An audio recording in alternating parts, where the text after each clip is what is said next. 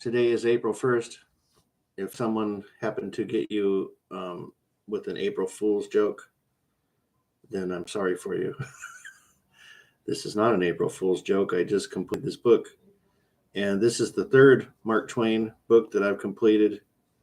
I did Tom Sawyer and which are outstanding. This one's okay. It's kind of long, and the thing that's weird about it, it's set in England, which Mark Twain, Samuel Clemens, his real name, actually spent some time over there and read heavily, I guess, about their government and the system over there.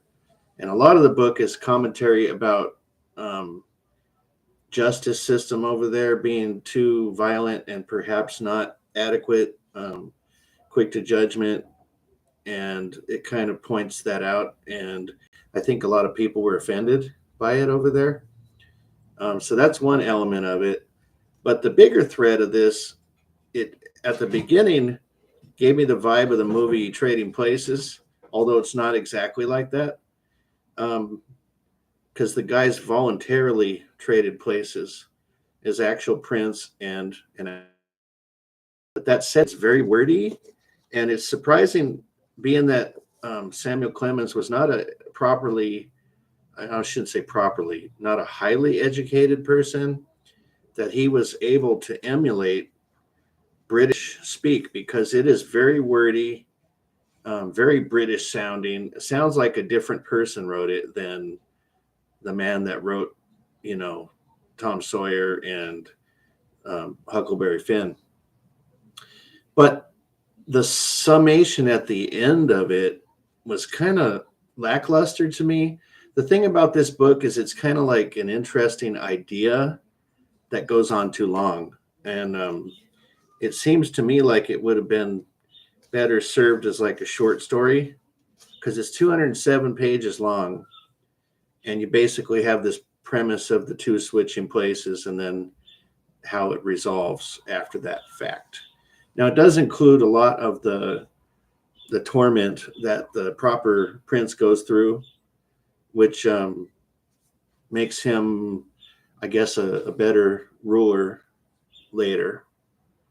But it's just very wordy and long and slow. And it seems like paragraphs that should be 2 or 3 lines just go on forever. The other thing that was kind of underwhelming for me with the premise was that with Christ, you literally have the King of Kings shows up. It says, to this world, comes a king, and then we'd accept him not, and everything.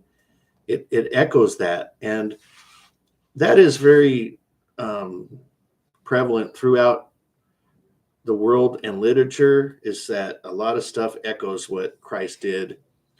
And the fact that he basically, he is the King of Kings, and he showed up and he had nothing, was born in a manger, which was like a feeding trough, and didn't own anything, went around telling everybody what they should do and how they should live. And no one recognized him. A lot of that not being recognized is in this book too. That's why, to me, this book is almost just a lesser version of the story of Christ and how no one pays attention to him. But the other way that it echoes, eventually, the king's coming back. So there's 2 groups of people, perhaps. One is the mocking group that says, hey, you aren't really who you said you were. And then there's the group that says, yeah, I recognize that you're the rightful king and that you're going to be taken over again. And it's almost like this book where, a trap is set for the people that aren't paying attention, and it could really come back to bite them once that guy shows up again. And it's just interesting how real famous literature and things like that echo the master plan that is already in place and has already been devised and written since the beginning of time. The king is coming back, and it'll be a lot more dramatic than in this book, let me tell you. Anyway, pretty good book. Not nearly as good as the one written about the real king, but interesting book. More about British rule structures than anything else. But if you want to read about the real king, that book is called the Bible.